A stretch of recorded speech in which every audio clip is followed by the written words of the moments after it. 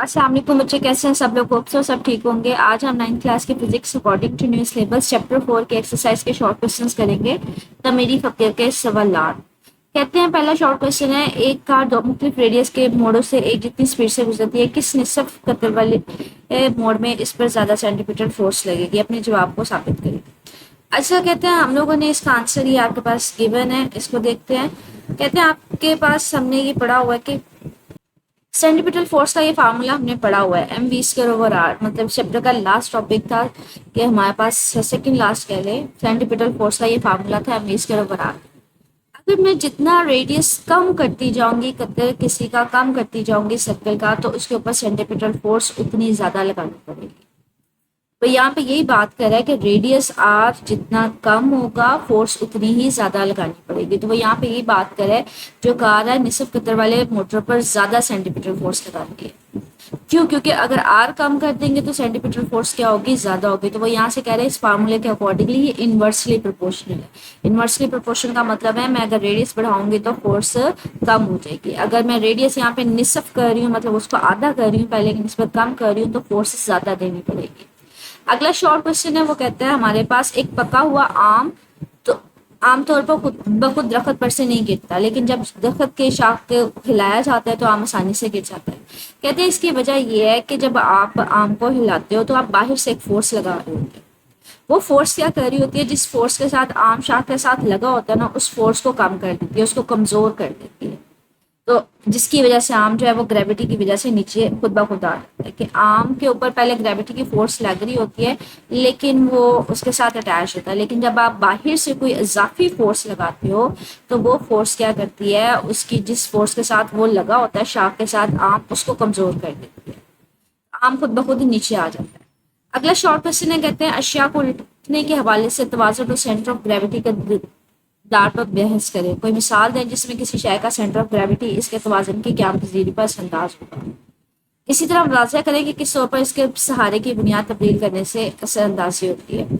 हमने एक बात पढ़ी थी कि कोई सा भी जिस्म तवाज़ुन की हालत में कब होता है? जब उसका सेंटर ऑफ ग्रेविटी नीचे हो और बुनियाद के अंदर हो। तो अगर किसी का सेंटर ऑफ ग्रेविटी जितना नीचे होगा और बुनियाद के अंदर होगा, हम कहते हैं वो उतना ज्यादा तवाज़ुन होगा। आप लोग फॉर एग्जाम्पल मैं ये दो ग्लास ले लेती हूँ। एक ग्लास मेरे पास लंबा है, इसकी बुनियाद छोटी है, मतलब इसकी चौड़ाई कम है। एक में ग्लास लेती हूँ, इसकी बुनियाद ज्यादा है, इसका सेंटर ऑफ ग्रेविटी, इसका साइज भी ओवरऑल छोटा है, तो इसका सेंटर ऑफ ग्रेविटी कहीं यहाँ पे होगा। सेंटर ऑफ ग्रेविटी वो पॉइंट होता है जहां पे हमें लग रहा होता है कि किसी ऑब्जेक्ट का सारा वजन जो है वो एक्ट कर रहा है। अब ये ग्लास लंबा है, इसका सेंटर ऑफ ग्रेविटी कहीं यहाँ पे होगा। तो सेंटर ऑफ ग्रेविटी जितना गहरा हो, जितना जमीन के पास हो, वो उतना ज्यादा तवाज़ुन में होता है। तो ये वाला ज्यादा तवाज़ुन में होगा इसके निस्बत। दूसरा इसकी बुनियाद पे होता है। इसकी बुनियाद हमारे पास कम है तो इसके गिरने के टूटने के चांसेस कम होते हैं, लेकिन इसकी बुनियाद ज्यादा है तो हम कहते हैं ये स्टेबल होता है। तो वो यहाँ पे यही बात कर रहा है कि सेंटर ऑफ ग्रेविटी नीचे होना चाहिए और बुनियाद के अंदर होनी चाहिए, मतलब बुनियाद उसकी ज्यादा होनी चाहिए। इसमें ये एग्जाम्पल जो मैंने अभी आपको डायग्राम दिखाई है वो यहाँ पे यही दे रहा है कि एक बारीक लंबा ग्लास एक बुनियाद वाले प्याले की निस्बत कम तवाज़ुन में। क्या है कि अगर जो लंबा ग्लास है उसकी बुनियाद भी कम है और उसकी मेरे पास क्या है वो तवाज़ुन में भी नहीं है। लेकिन अगर ये वाला देखें चौड़ा ग्लास है, इसकी बुनियाद ज्यादा है, तो हम कहते हैं एक तो इसका ग्रेविटी का पॉइंट नीचे होगा, जमीन के पास होगा, और दूसरा ये है कि इसकी बुनियाद के अंदर होगा। कि इसके अंदर भी होगा लेकिन इसकी बुनियाद कम होगी, ये टूट जाएगा।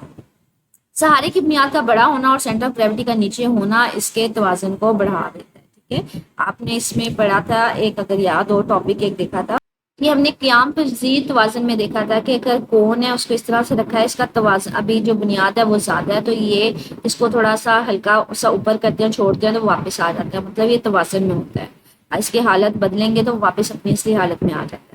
लेकिन अगर बुनियाद कम करते हैं, ये देखिए आप मैंने उसको उल्टा रखा है, अब इसकी बुनियाद ये है, तो बुनियाद अगर कम होगी तो उसको छेड़ेंगे तो वो वापस नहीं आएगा बल्कि वो नीचे गिर जाएगा। तो ये हमने टॉपिक में देखा था। ठीक है, तो आप इसमें कौन की भी एग्जाम्पल दे सकते हैं या फिर ये इससे यहाँ से क्वेश्चन का आंसर करना चाहें तो वो कर सकते हैं। अगला शॉर्ट क्वेश्चन है, कहते हैं किसी एक्सेलरेशन के साथ हरकत करने वाले जिस्म को तवाज़ुन की हालत में क्यों नहीं रख सकते? कहते हैं तवाज़ुन कब होता है? जब उसकी हालत ना बदले, मतलब उसके ऊपर जो नेट फोर्स है वो जीरो हो, हासिल फोर्स जीरो हो, कोई फोर्स हासिल फोर्स ना लग रही हो। तो ایکسلریشن آنے کا مطلب ہے اس کے اوپر فورس لگ رہی ہے، تو پھر وہ تو توازن میں نہ ہوا، تو وہ یہاں پہ یہی بات کر رہا ہے کہ ایکسلریشن کے ساتھ حرکت کرنے والا جسم توازن میں نہیں ہوتا، کیوں؟ کیونکہ ہم نے کہا ہے توازن میں وہ جسم ہوگا جس کی مجموعی فورس جو ہوگی وہ زیرو ہوگی۔ اگر فورس ہی زیرو ہے تو پھر ایکسلریشن کیسے پیدا ہو سکتا ہے؟ تو توازن کی حالت میں ہونے کا مطلب کیا ہے؟ مجموعی فورس بھی زیرو ہو اور ایکسلریشن بھی زیرو ہو۔ نیکسٹ شارٹ کوشچن ہے، کہتے ہیں دو برابر وزن رکھنے والے لیکن مختلف اونچائی کے ڈبے ایک ٹرک کے فرش پر پڑے ہوئے ہیں، اگر ٹرک چلتا ہوا ایک دم رک جائے تو کس ڈبے کے الٹنے کا امکان ہوگا کیوں؟ بچے اگر ہم کنسیڈر کرتے ہیں کہ دو ڈبے پڑے ہوئے ہیں، ایک ڈبا نیچے پڑا ہوا ہے اس ٹرک میں اور ایک میرے پاس ڈبا اوپر پڑا ہوا ہے، ٹھیک ہے، یہ دو ڈبے پڑے ہیں، اگر ٹرک الٹ جائے گا تو کیا ہوگا؟ ان دونوں میں سے سینٹر آف گریوٹی کس کا نیچے ہے؟ یہ نیچے والے ڈبے کا نیچے، اوپر والے ڈبے کا کیا ہے؟ اوپر۔ ہم نے کہا تھا توازن کی حالت میں وہ ہوتا ہے جس کا سینٹر آف گریوٹی نیچے ہوتا ہے، وہ توازن میں ہوتا ہے، دوسرا نہیں ہوتا۔ اب اس کا سینٹر آف گریوٹی نیچے ہے، اس کا اوپر ہے، تو یہ والا الٹ جائے گا، ٹھیک ہے۔ تو سینٹر آف گریوٹی جس کا جتنا نیچے ہوگا وہ توازن کی حالت میں ہوگا، تو وہ یہاں پہ اس کے آنسر میں یہی کہہ رہا ہے کہ اگر اونچا ڈبا جو ہے اس کا الٹنے کا امکان زیادہ ہے کیونکہ اس کا سینٹر آف گریوٹی جو ہے وہ اونچا ہے۔ اگر کسی کا سینٹر آف گریوٹی جتنا نیچے ہوتا ہے وہ اتنا توازن میں ہوتا ہے، اگر سینٹر آف گریوٹی اونچا ہے تو اس کا مطلب ہے وہ توازن میں نہیں ہے، وہ کم توازن میں ہے، مطلب اس کے گرنے کے چانسز زیادہ ہیں۔ جیسے اگر آپ کو میں ایک شکل دکھاتی ہوں، مطلب جس کا سینٹر آف گریوٹی جتنا اونچا ہوگا وہ گرنے کے چانسز زیادہ ہوں گے۔ جیسے آپ نے ابھی 2 منٹ پہلے یہ ایگزامپل لی تھی گلاسز کی، کہ اگر اس کا سینٹر آف گریوٹی اونچا ہے تو اس سے جلدی گر جائے گا، یہ توازن میں نہیں ہوگا، یہ توازن میں ہوگا، تو اس میں گلاس کی ایگزامپل مائنڈ میں رکھی جا سکتی ہے۔ اگر ہمارے پاس تفصیلی سوالات ہیں ان کو دیکھتے ہیں۔ سب سے پہلا لانگ کوشچن ہے، کہتا ہے کہ آپ بتاؤ کسی ایک مثال کے ذریعے مومنٹس کے اصول کی وضاحت کریں۔ ہم نے مومنٹ کے اصول پڑھے تھے اس ٹاپک میں، اس کو ایک مثال کے ذریعے واضح کیا تھا، میں ٹاپک انڈیکیٹ کروا دیتی ہوں آپ کو۔ یہ پیج نمبر آپ کے پاس ہے 84 پہ، یہ ٹاپک ہم نے پڑھا تھا مومنٹ کے اصول، تو یہ یہاں سے سٹارٹ ہوگا، آپ اس کو سرگرمی کی مدد سے سمجھائیں گے، یہاں سے لے کے یہ آپ کے پاس یہاں تک آ جائے گا، ٹھیک ہے۔ کسی ایک سرگرمی کے ذریعے سمجھانا ہے تو یہاں تک اس کا آنسر آ جائے گا۔ آگے لانگ کوشچن ہے، کہتے ہیں بیان کریں کہ کسی بے قاعدہ شکل کے تختے کا سینٹر آف گریوٹی عملی طور پر آپ کیسے معلوم کر سکتے ہیں؟ یہ بھی میں نے آپ کو ٹاپک کے اندر سے انڈیکیٹ کروایا تھا۔ یہ دیکھیں، کسی بے قاعدہ شکل کا فائنڈ آؤٹ کرنا تھا کہ اگر آپ کے پاس کوئی تختہ ہے جس کی کوئی پراپر شکل نہیں ہے تو آپ اس کا کیسے نکال سکتے ہیں۔ اس میں ہم نے دیکھا تھا ڈفرینٹ پوائنٹس اس کو لٹکا دیتے ہیں اینڈ سو آن، تو یہ یہاں سے لے کے یہاں تک تھا، ٹھیک ہے۔ یہ پیج نمبر ہے بے قاعدہ شکل کا ہموار تختے کا معلوم کرنے کا، پیج نمبر 86 کا فرسٹ والا پیسج ہے، ٹھیک ہے۔ آگے لانگ کوشچن ہے، کہتے ہیں توازن کی 2 شرائط بیان کریں، ان کی وضاحت کریں، یہ بھی ہم نے پڑھی ہوئی ہیں۔ یہ دیکھیں، یہ یہاں سے سٹارٹ ہو رہا ہے، توازن کی شرائط 2 شرائط ہیں، یہ یہاں سے سٹارٹ ہوگا، پیج نمبر آپ کے پاس ہے 88، یہ توازن کی دوسری شرط ہے یہاں تک، ٹھیک ہے، یہ یہاں تک ختم ہو جائے گا پیج نمبر 89 تک، ٹھیک ہے۔ آگے کہتے ہیں کسی شے کی قیام پذیری کو کیسے بہتر بنایا جا سکتا ہے؟ اپنے جواب کی حمایت میں چند مثالیں دیں، اس میں آپ کے پاس کہ سینٹر آف گریوٹی کم کر دیں اور بنیاد بڑھا دیں، جس میں آپ نے اسپورٹس کال کی ایگزامپل دی تھی۔ یہ دیکھیں ٹاپک ہے ہمارے پاس 4.11، قیام پذیری میں بہتری کس طرح سے لائی جا سکتی ہے، جس میں آپ ٹرک کی ایگزامپل دیں گے، سینٹر آف گریوٹی نیچے ہونا چاہیے، یہ سارا کچھ دیں گے، ٹھیک ہے۔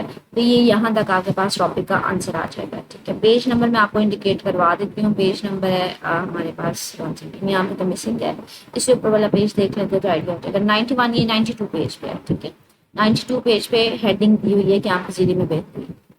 تو یہ ہمارے پاس ایکسرسائز کے شارٹ کوشچن سے تھا، میری فکر کی، اور لانگ کوشچن اس میں سے اسٹل کچھ پوچھنا ہوا تو میرے سے کمنٹ سیکشن پوچھ لیجیے گا، اور اللہ حافظ۔